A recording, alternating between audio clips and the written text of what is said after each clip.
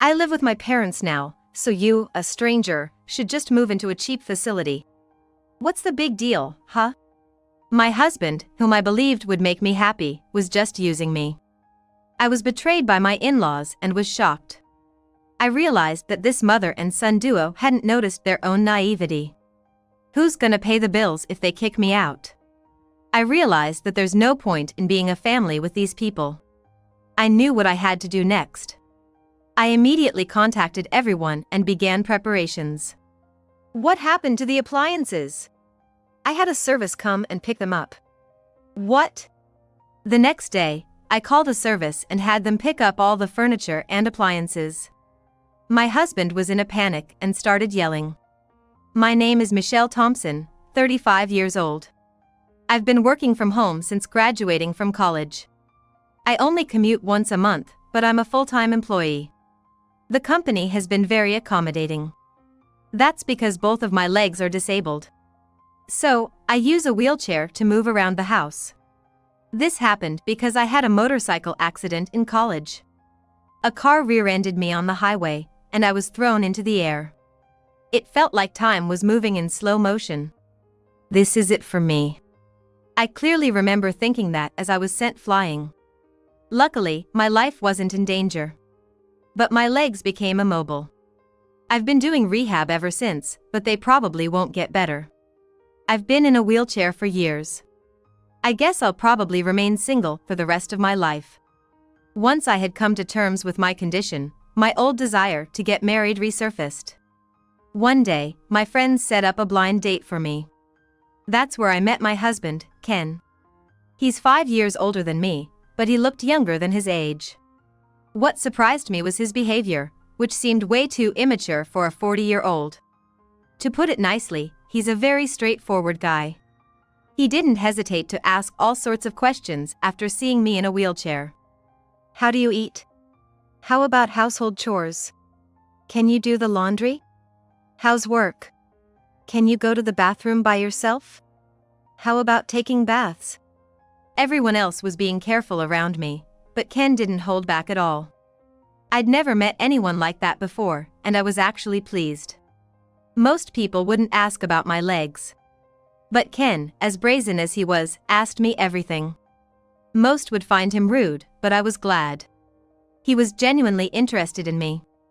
We dated a few more times and eventually became a couple. I believed I could be happy with him.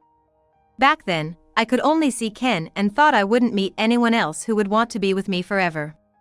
So, when Ken proposed to me after dating for just 6 months, I was over the moon. But right after we got married, things changed. When Ken and I moved in together, we decided on my standalone house. Even though it's a standalone house, it's a rental. It's a bit on the pricey side, but it's very accommodating for someone living in a wheelchair. I think the previous tenant probably made the place more accessible. Ken really liked the spaciousness of the house. Since I spent a lot of time at home, I did most of the housework. Every once in a while, when I was feeling exhausted, I'd ask him for help, but he'd just say, "I'm beat today," and wouldn't lift a finger. He wouldn't even help me in the bath. Seriously? I'm not doing that. Technically, I can manage on my own, but it takes a lot longer. When I was living alone, I had a caregiver come twice a week to assist me in the bath. I was used to taking care of the other 5 days on my own, but I always wished Ken would help, it would be so much quicker. Every time, I spent a long while getting into the bath. I no longer ask for the caregiver's help. Ken said it was a waste of money. As I was bathing, a thought crossed my mind. My arms are getting tired. The bathroom was originally designed to be accessible. That was a selling point when we chose the place. But when Ken would take a bath first, he wouldn't put away the bath bucket and would leave shampoo bottles on the floor. Picking those up takes even more time. Hey, could you please think about making it a little easier for me when I bathe alone? Just let me have a bath without overthinking it. No matter what I said, Ken wouldn't listen. This house is designed for you to live comfortably. I moved in for you, and you still complain? You wanted to move in too, Ken. When did I ever say that? This house was originally my place. That's why it's set up for someone in a wheelchair. The first time I invited Ken over, he looked at the spaciousness and the appliances with stars in his eyes. I had invested a bit in electronics and furniture. I'd love to live here after we're married. But now he says, this handrail is such a nuisance. It's like living in an old person's home. Why would you say that? Yeah, I should have looked more closely before. After we started living together, it finally dawned on me. The reason Ken married me was because of the house, the appliances, and the fact that I could handle household chores. Indeed, when we met at a social gathering, he kept asking if I could handle household tasks. Despite my disability, Ken received praises from his colleagues and friends for being such a wonderful husband. That's so far from the truth. He's just taking advantage of the fact that I can do everything by myself, despite my disability. And to top it off, he's been jobless and partying every night since we started dating.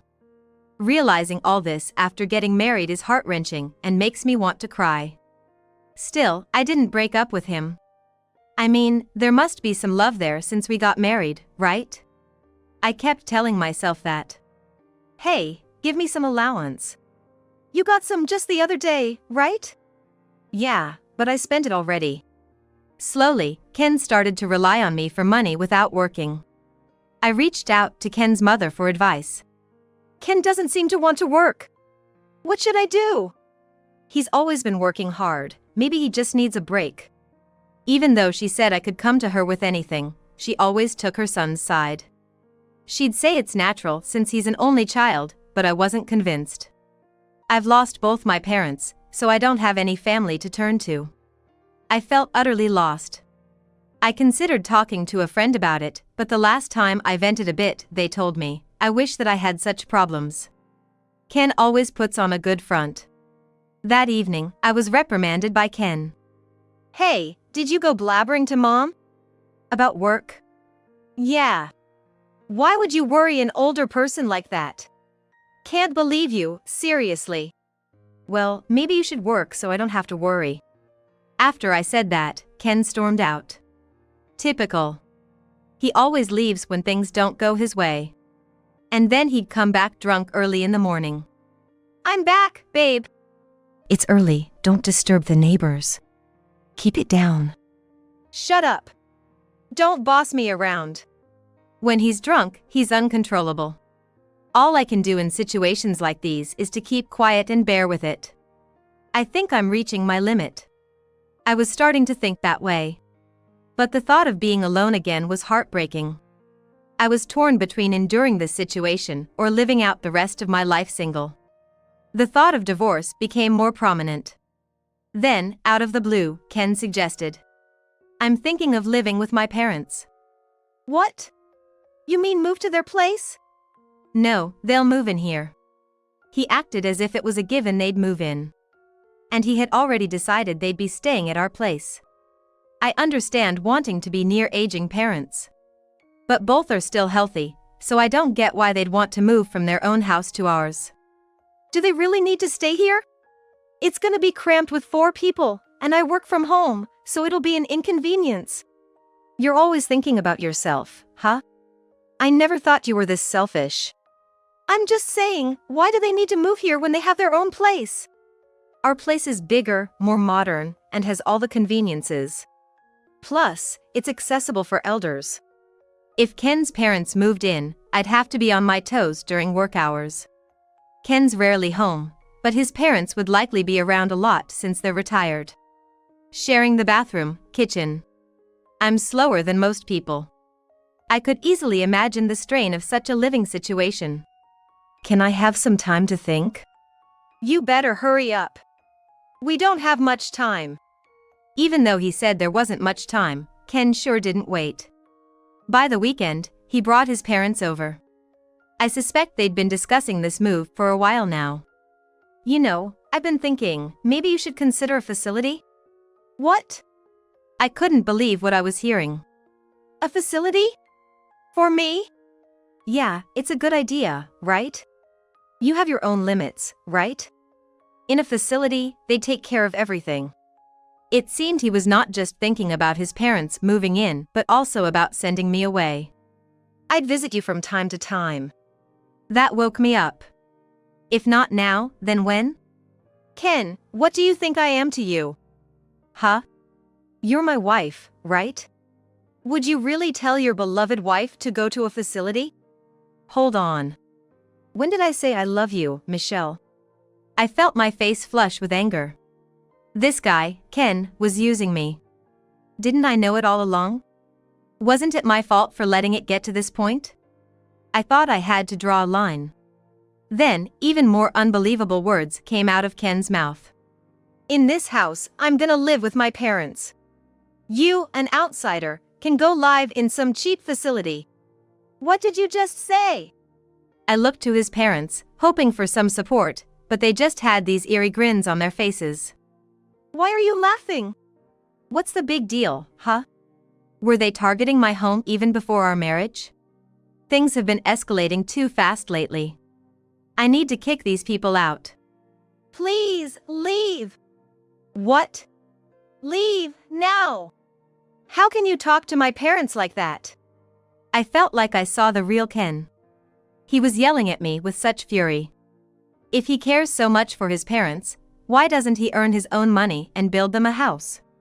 Why does he have to take mine? I felt like my head was on fire.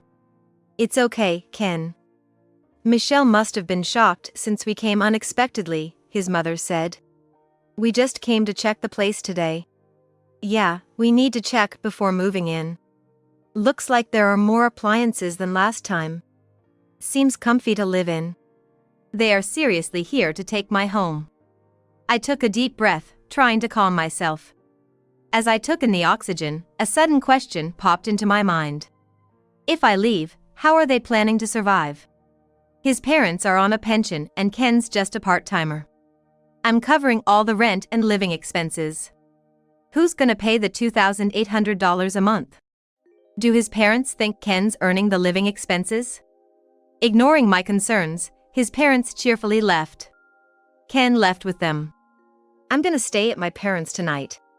"Hold on, we need to talk." "There's nothing to talk about. I, the man of the house, have decided. I won't change my mind." I was left alone, in shock. But I couldn't just stay like that. I immediately called a real estate agent I knew. Ken didn't come back that night, probably celebrating with his parents. I quickly sorted out essential and non-essential belongings. When Ken returned the next day, he saw the organized stuff and laughed. "Oh? Started packing? Found a place to move to already?" "Yes, I have." Ken looked genuinely surprised by my prompt response. "And, here's the card of a divorce lawyer. Here you go, Ken. From now on, let's communicate through the lawyer." "A divorce? Why?" "If you're kicking me out, there's no point in being married anymore, right?" Ken looked as if he had been hit by a ton of bricks. He hadn't expected me to bring up a divorce. "You can't live without me, right?" "I don't understand what you mean. Who else would marry you?" "I can live on my own." "But you said you wanted to get married." Only now did I realize how arrogant and overconfident Ken was. He approached me thinking I was a lonely, disabled single woman. I'm independent, have money, and never struggle with my living. Plus, I stay home all the time, so I handle all the chores. For him, I'm the ideal woman. Money keeps coming in even if he doesn't work. He thought I wouldn't leave because I couldn't find anyone else. That's why he was shocked when I casually brought up divorce. "Why?" "You know, if you divorce me, you might be single for the rest of your life." "Well, if it means living a married life with you, I'd rather be single forever. Whether I spend the rest of my life alone isn't for you to decide." The usually submissive me was now fighting back, and he was getting flustered. I could tell that Ken was panicking. I never thought he was such a weak man. I don't know why I had been putting up with him for so long. Once I decided on the divorce, I felt a weight lift off my shoulders. I guess I had been too focused on getting married. "Anyway, you don't have to move out right away. I didn't mean to rush you into a facility that soon." Oh, it's fine. I'll do as you wish. Don't worry. You won't find a place that fast. Think it over, okay? I've already secured a place, so it's all right. What? Wait a minute. Isn't this too soon? I watched Ken's changing attitudes, from smugness to panic. He's quite the handful. As I calmed down, I found him increasingly irritating. The facility staff are informed and know about my situation, so everything's fine. When did you even set all this up? Were you preparing all along? Yes, even before I met you. Actually, I had been considering my retirement and had an eye on a certain facility. It's more like a condo. After an injury, during my hospital stay, I read various investment books. I had decided to invest in stocks and real estate. I had diversified investments between my salary and my parents' inheritance. The facility I had my eye on, I had already purchased and had been renting it out for income. I never mentioned this to Ken. It's my hidden asset. We don't need to get a divorce. I get it. You can stay here. Let's live with my parents. Do you not get it? Why would I ever do that? He seems pretty dense. Even after bringing up divorce, he still seems to believe he's the only one for me. Sorry, but my mind's made up. What's your problem? You're so selfish. If you come crying back later, it's not my problem. I won't be, so don't worry. Ken fell silent, deep in thought. It must have been a few hours. During that time, I was packing up my things. Then I heard Ken making a phone call. It sounded like he was talking to his parents. Pathetic, needing to rely on his parents for such decisions. As I thought this, Ken suddenly came to me. Fine. We'll get a divorce. Just leave quickly, Ken said begrudgingly. Maybe he'll miss having me around, like a housemaid. But he probably thought that living with his parents would save him from household chores. He has a house and it's fully furnished. No issues for daily life, at least for now. With that thought, he headed back to his parents' home. I'm gonna go talk to my folks about what's next. Get ready to move out quickly. Yes, I'll do that. I finished moving all my stuff in a week. During that time, Ken never showed up. We met again a day after the move was done. It was when I was trying to start my new life in my new house. Ken called me to come outside and said, "Hey. What's going on? This place is almost empty. Where are the appliances?" I had a service pick up those items for me. What? I had called a service the next day and had them collect all the furniture and appliances. My husband became agitated and started grumbling. Not only Ken, but also his parents were there. All the appliances here were bought by me. They are all from when I was single. The only thing that's yours is right there. There were only 3 cardboard boxes. I did leave the clear clothing container we bought after marriage. Michelle, we can't live with this. We need to split the property if we're divorcing. That's right. We can't live here like this. What are you talking about? Nobody can live here. What do you mean? The rent's $2,000, you know? Ken and his parents were stunned. I had told Ken when we got married. This isn't your own house? No, it isn't. I got a bit of a discount on the rent because I asked a real estate agent I know. If I move out, the rent will go up even more. Given that this is a property with disability access, and I've already received several inquiries from people with the same concerns, I recommended that they move out. Why didn't you tell us sooner? What are we gonna do now? I don't know. I did tell Ken. I didn't hear about it. I'll sue you. I saw that coming. Honestly, from an outsider's perspective, it might look like I selfishly got a divorce, broke the lease, and took all the furniture and appliances. But I was sure. You can sue, but do you even have the money for it? Ken's face twisted. He can't afford a lawyer. Even if by some miracle he could, I have an ace up my sleeve. I showed them some pictures. When did you take these? The pictures showed Ken gambling and womanizing. I spent my money on this.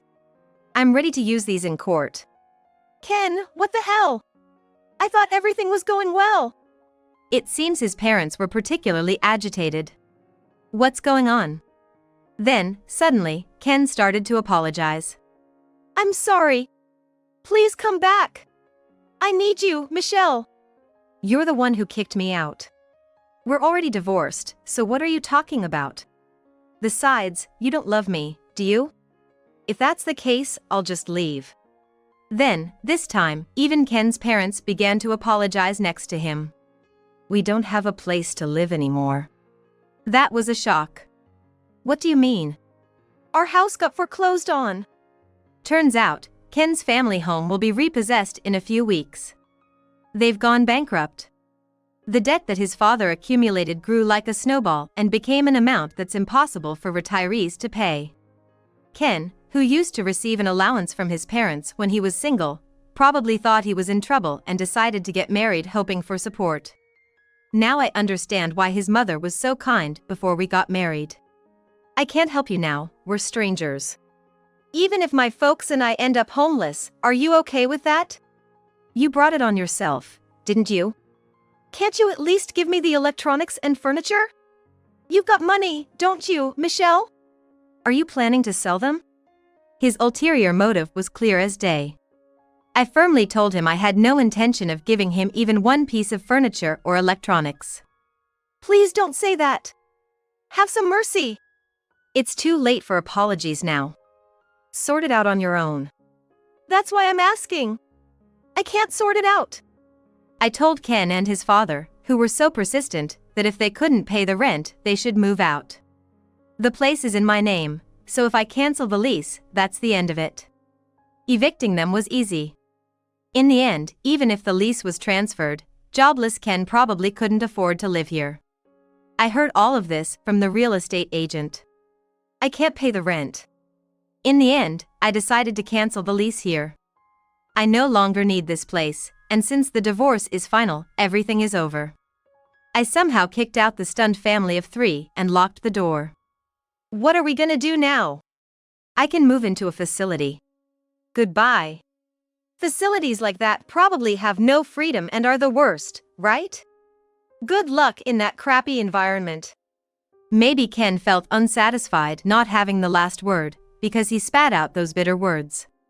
I ignored Ken and his parents and left the scene. But Ken wasn't going to stay put.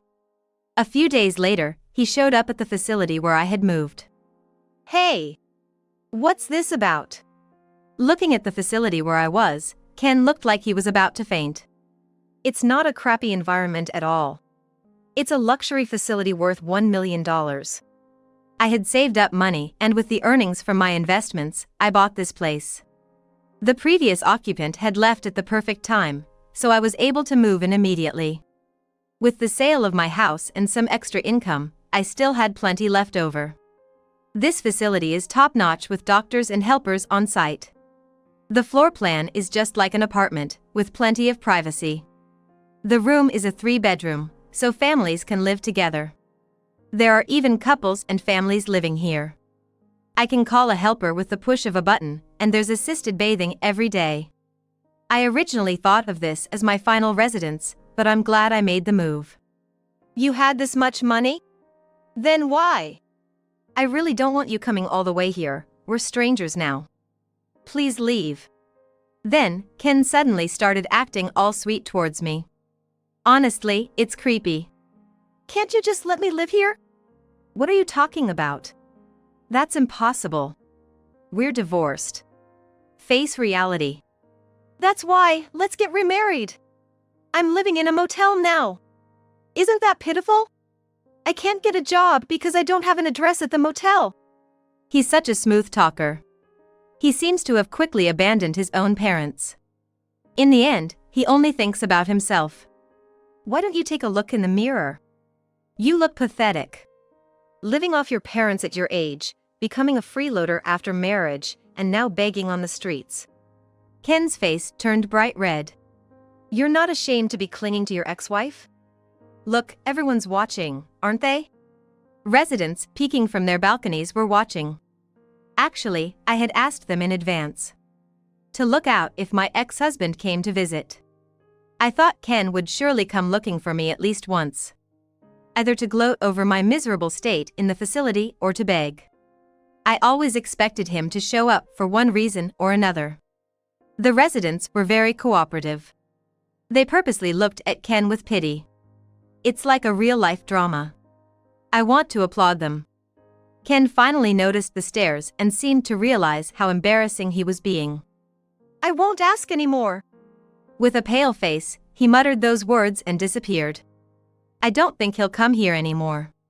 Later, when I went out, I ran into my mother-in-law working at a supermarket checkout. My father-in-law was a janitor and my mother-in-law was a cashier. As soon as my mother-in-law spotted me, she turned her face and tried to hide. She was being scolded by a young employee for her attitude. Ken was apparently introduced to a job by someone he met at the motel cafe and was being exploited at a very low-paying job site. I frequently host home parties and live happily every day with people from the same facility.